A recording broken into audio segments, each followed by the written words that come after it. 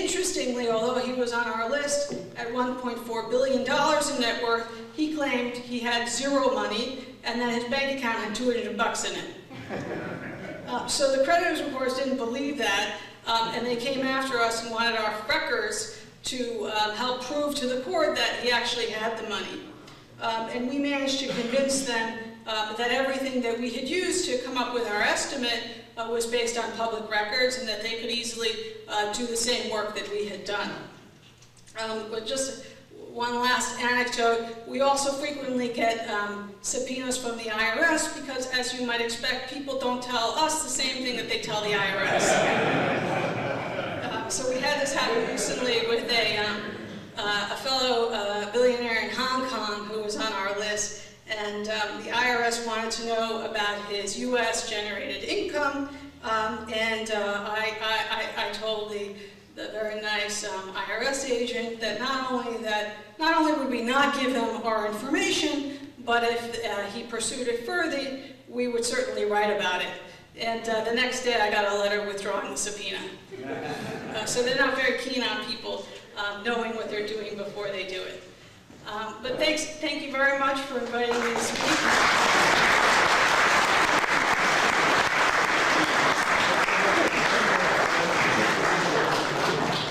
We have questions from the audience, and Mike Balaga has the microphone over there.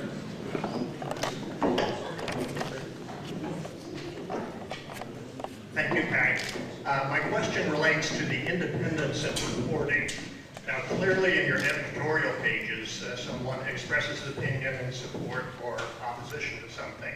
But when one of your reporters, an in-house reporter, writes an article, say on Apple, what do you do to make sure that they give Apple a fair shake, that they're not biased either greatly in favor or against? You can make somebody look pretty good, bad, and that reflects on the magazine. So as to the facts, they're responsible for checking all of their facts, and they're very aware of what we require in terms of our standards of substantiation. And as to comment from the companies, that's also necessary. And all of our reporters are trained and aware of basic journalistic standards, and that is, if they're saying anything negative about a company, they're obliged to get a response from that company on exactly what's going to be published in the article. It's very well established at Forbes, and there's never an issue. That said, if it's a pure opinion, like a review of the latest iPhone, they have quite a bit of leeway to give their opinion on whether they like it or they don't like it, and we don't interfere so long as they have their facts correct. Chuck? As a magazine editor for 35 years, I'm curious to know how things are going as far as you've cut your editorial budget tremendously. Congratulations, but what kind of product are you producing? Do you think it's a better product? There's a lot more commentary on the news than there is investigative reporting. So the budget for people to go to far places and spend months and months reporting a story is very slim, and that doesn't happen so much anymore. So the reporting online, as I tried to convey, is quite a bit different from what's in our magazine. Our magazine has not changed that much, meaning the types of stories that we include in the magazine have stayed quite consistent through this period. But the stories that appear on our website are far more commentary on the news and opinion-based than investigative. But there's been a clear drop, not just in our publication, but everywhere in investigative reporting, and that's a tremendous shame. Having been a reader of Forbes for many, many years, I noticed that people writing columns, financial columns, have changed drastically, and yet others are there forever. How do you determine who is going to write a column and how often? I have to be mindful of how I answer that one. And that is because one of the areas that Steve Forbes has exclusive control over at the magazine, as opposed to the editor-in-chief, who's a different person than Steve Forbes, is the columnists. And he determines who stays and who goes. So it's chiefly under his control. They have to be Republican. I think this morning you have single-handedly put an end to lawyer jokes. It was fabulous. Years ago, I was at a press meeting, and a young upstart guy said, in the future, there are going to be two kinds of journalists, those who are computer literate and those who are left behind. It would appear that that's the case. Yes. How are you making money? I listened to everything that you said, and I'm a devotee of the web, as we all are. How do you make money? Yeah, it's a struggle. I mean, that's sort of what I was trying to get at. It's a real struggle, and we have, totally revamped our business model, and this is what we're going for. And in terms of generating the traffic, it's been successful. And that's sort of what I was trying to get at in terms of the distinction between places like the Huffington Post and the Daily Beast versus, the old media like Newsweek. And the ones that are ahead of the curve technologically are successful for the time being. I don't know if that will continue, but they're successful for now, and people see a value in them, and that translates into what the sales figures show. But a lot of this remains to be seen. If someone comes back here in 5 years, you may hear a very different story. Hopefully Forbes will still be around. Thank you very much. It was very informative. I don't know if it's apples and oranges, but one of the big holes is the comparison to Murdoch and the News Corps and the kerfuffle that happened in London. And I have a friend who was a Wall Street Journal person there, and they tried to conflate their subscription amounts, and so he resigned. So that's newspaper versus, but I'm just wondering, in terms of Steve Forbes and in terms of Fox News, which you said, and all that, he might be another candidate for the Republicans again. I'm wondering how he keeps his presidential aspirations out of that, and how you deal with that.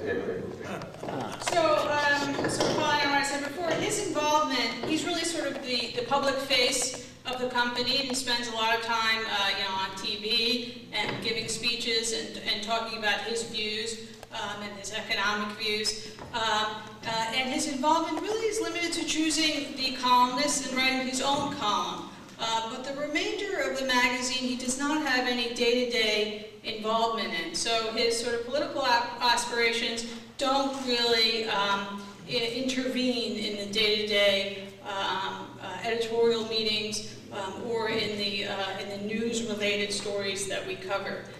So there's no interference from that perspective, and I wouldn't even say he has a role similar to Rupert Murdoch in terms of coming down on a daily basis and checking what everybody's up to. If you're talking about the controversy with News of the World and the shenanigans with the phone tapping, that's been very interesting, discussion among colleagues in the U.S. who do what I do and the people in the UK. And uniformly, it seems to me that the people in the U.S., even the tabloids, have not engaged in the type of shenanigans that were going on in the UK. Which is quite interesting, given that the laws there are much more strict, not only for libel, but also for privacy. They really push the envelope a lot more than we do here. Thank you very much for coming. I have a different slant on something. If I say I'm a reporter, or I write an article that says something is a product or a person is bad, and it's not true, you can sue. How about the reverse? I write an article that this drug is very good, or this stock is very good, or that's very good, and it's an absolute lie. Can somebody sue? If you publish it? That's a good question. the short answer is no, except if you have some kind of disclosure that you didn't make. So if you're conflicted in some way, if you're selling stock, if you're a short seller and you do that, you could get in trouble with the SEC. But from a libel perspective, the answer is really no. I mean, one of the things that we encounter that's sort of analogous to that is sometimes, or not infrequently, we'll say people's net worth is higher than they claim it is. And they get very upset at us about that. And one of the real concerns they say is it's a security risk. You're saying I'm worth $2 billion, I'm only worth, $500 million, and you're putting my name in the magazine, it's going out to everyone, and that's not true. If those people sue, they have no claim. Because under libel law, one of the elements that you need to establish is that the information is defamatory.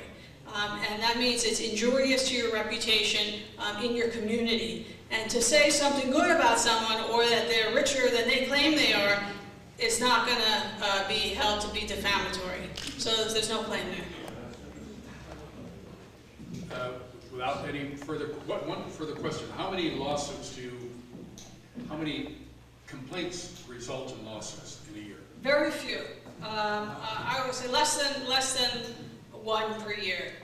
We get a lot of complaints, but the number that actually translate into lawsuits is quite infrequent, and I'm much more concerned about the ones that come from abroad than I am in the U.S. As I said, the law is much more favorable to us here, and I think people recognize not only is it expensive, but you're essentially drawing more attention to the thing that you complained about in the first place. So, usually there's an emotional reaction at the outset, especially if it's a mistake that we've made, and over time they tend to diminish in importance, and very few of them actually end up in lawsuits. Thank you very much, Mike.